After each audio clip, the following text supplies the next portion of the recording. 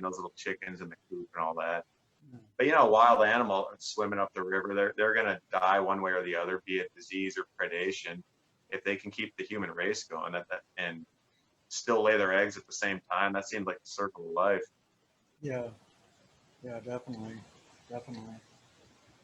Um, yeah, and just like another, yeah, one other thing I wanted to ask you about was just like I was just wondering if you could if you could describe what goes through your head. I mean, you've already said a little bit, but like Yeah. what all goes through your head from the start to the finish of say 100 mile or 240 miles? It's a good question too, because they're really different from one another. The only way I could get through this 240 milers by the end, it was almost like a series of like 10 marathons or 10, 20 milers. You know, the distance is close enough. So by the end of it, it's like we'd go out on like a 20 to 25-mile journey.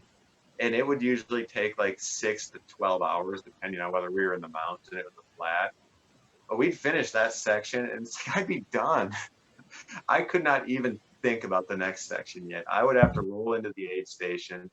Jess had some foot problems, so she'd usually go to the foot tent and get taped up. I'd usually just go like sit on the ground and put my head in between my knees and like shake my head for 5 minutes. I'd sometimes cry a little bit. Then I'd go like eat a hamburger. I'd go check on Jess. I'd sit down on the ground, maybe drink a cup of coffee. And then I'd like cry a little more and think, okay, I guess we gotta go. I'd get a burger for the road, load up. You spend a good 10 minutes loading up your vest because when you leave the aid station, Shane, 25 miles into Utah, it's hot. You could sprain your ankle. You could be out there for a long time. So it became pretty clear early on that we had to take a lot of focus into making sure we had our packs loaded well. Yeah. So that's how I got through that. We probably took about 6-hour naps or something like that in there. But it was like a series of marathons is how it felt. We're a 100-miler. I've always kind of broken that down into like thirds. You know what a 50K feels like. Kind of start off the day and do a really casual 50K. The idea being if you do it casually enough, you can get to the 50K and your legs are just starting to get sore. That's the hard part in 100 for me. It's like the 50K, the next 50K. It's kind of the middle part of the day. Because I'm tired then. It's usually warm. And I never really finished a 50-miler in my life and thought, gee, I really feel like doing that again now. And so you have this thing once you get to 50 miles. But once I get past 50 miles and get to 55, then it's like the 40s are a manageable enough number. And then you start playing for that last 50K is the game I play. And so that once you get up to mile, like 70, then you have one more 50K and you can kind of take all the suffering and all the planning and all the money you've spent to that point, and you have it in a bag right here and be like, okay, I could stop at mile 70. I've already done like over 250Ks. Let's just do one more and finish this up. It's kind of. And the other thing I always tell myself for a 100-miler is most of them have a 30-hour time limit. Like you lived all these hours in your life. This is 30 hours. Even if they're spanking you the whole time, hitting you with it's 30 hours. I go back to that a lot. And there's no set way. I mean, this 240 stuff is brand new. I think the first 200 was in 2014, 2013. And I, like everybody, I had done a few hundreds by that point. I had zero interest in doing this 200-mile stuff. I worked for the race director 2 years ago doing logistics at two of her events, the one on Tahoe and Mount St. Helens. That didn't make me want to do it either. It was meeting and running with Jess Green, who thought it would be a good idea. And sometimes when you have a friend, I felt like I was just kind of following her coattails in that race. It's really cool to see somebody that talented and that motivated. She kind of reminds me of where I was at like 5 years ago. It's like I still like the sport, I'm into it, but nowhere near my obsessive mind was a lot more in the mid to late 30s. Now I'm kind of at that phase where it's fun to get other people into it and see what they can do. And I'm really into running mechanics and going long term in the sport. I have some, sore knees and probably some other physical issues that I don't even really particularly want to know about. I'm a big Chi running fan. I think a lot about running form. I think a lot of people take running as like finishing the run, doing your 6 miles or your 12, whatever it is, and looking at it like that. I really try to look at the physical experience, what's happening inside my brain, my spinal cord, my it's really a physical act to me that I really enjoy, and I hope to be able to do it for a really long time. And if I can't run, I'm just going to keep walking. Yeah, man, I was to as to what you were just saying about running form and all that. I I I went to a run clinic here a couple of years ago, and it was Super Sabrina's run clinic she had at her Super Studios here in Tacoma, and Is um, she the race director of that race we did? yeah, yeah, Okay, okay. yeah, I met her briefly. Yeah, okay. the Run Super 50 miler, Yeah. Hmm. yeah, and at any rate, I went to this run clinic, and one thing I remember hearing at that run clinic was about your form, and how your form is so very important. And so far as helping you not get injured, and staying able to keep on running these long distances. And Absolutely. yeah, so And I was running down the sidewalk here a while back, and I saw Super Sabrina down there running on the sidewalk, coming the opposite direction. She was coming toward me. I was going toward her, and uh, she uh, she she says, "Oh, hey Shane, your running form is incredible," and I hadn't really paid attention to it in a while. It had been a few months or a couple months since I actually paid attention to it. Like, how is my running form doing? I want to remain injury-free year, but just I had naturally gotten to that point where I was just carrying myself with my the correct form, and it's like, I had once these things become ingrained in us, I find that that's it just becomes like second nature just yes. to Hmm. continue running that way. Is that so? That's your case too? So is what Chi Running does. The book Chi Running by Danny Dreyer had a big influence on me a few years back. The best way I can describe how he teaches running would be how a swim coach would teach running. Like nobody ever just gets in the pool and is a great swimmer. They're going to break down your breathing, your arm stroke, your kick, your turn at the back of it. So what Chi Running does, he takes a look at a human body and the earth and just some real basic things you can do to actually positively affect the outcome of your run.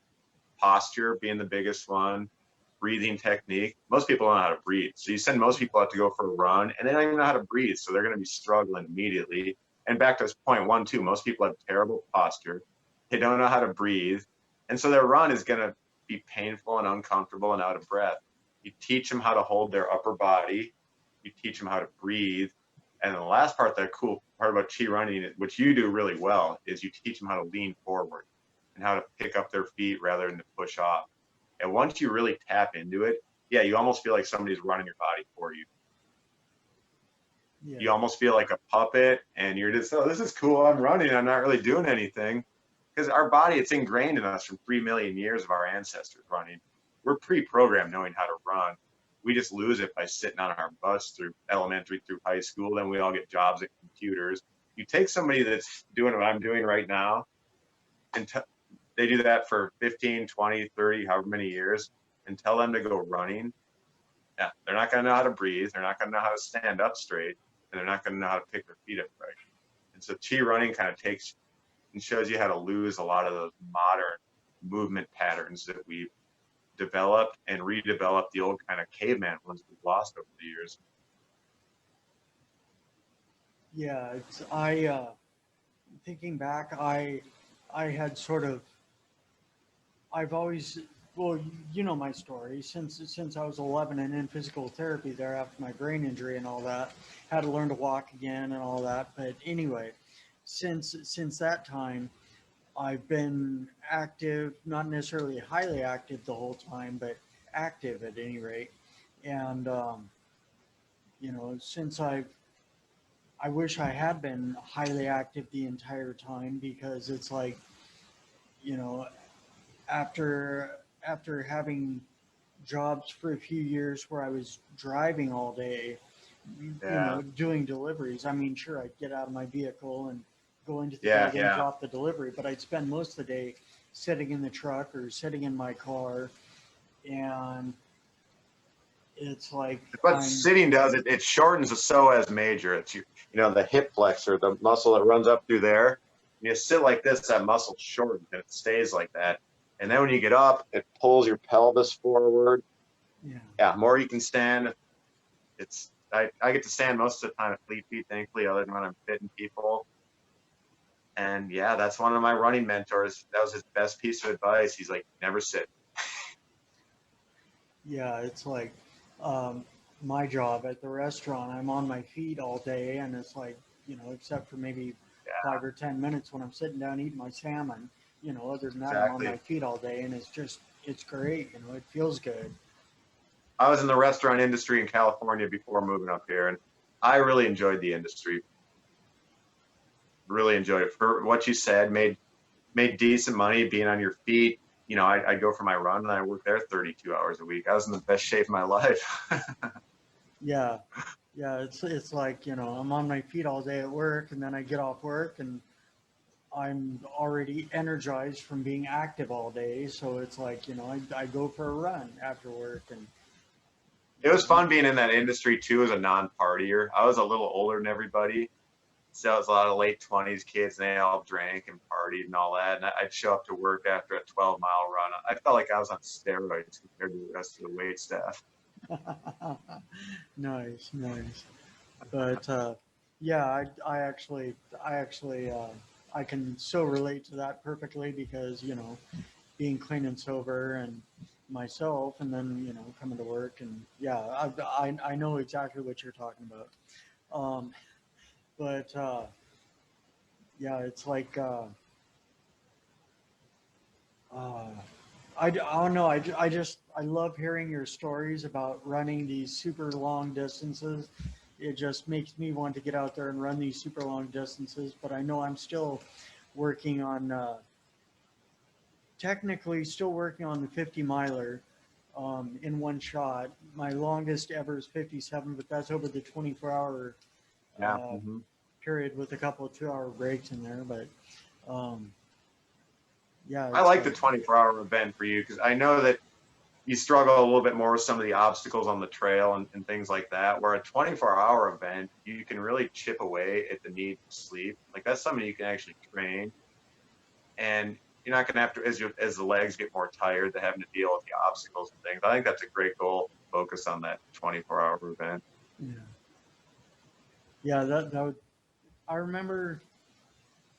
I actually remember something. Well, something when I was the first time I ran the Rainier to Ruston. I did the ultra with a friend of mine Yeah. from there at Fleet Feet, and like I crapped out. I stopped, told myself to quit at 43 and a half miles, and there in Fife, didn't finish, didn't actually finish the race or the run, but because I heard a friend of mine that worked at Fleet Feet in Bonnie Lake, Kendra, I heard her voice in my head.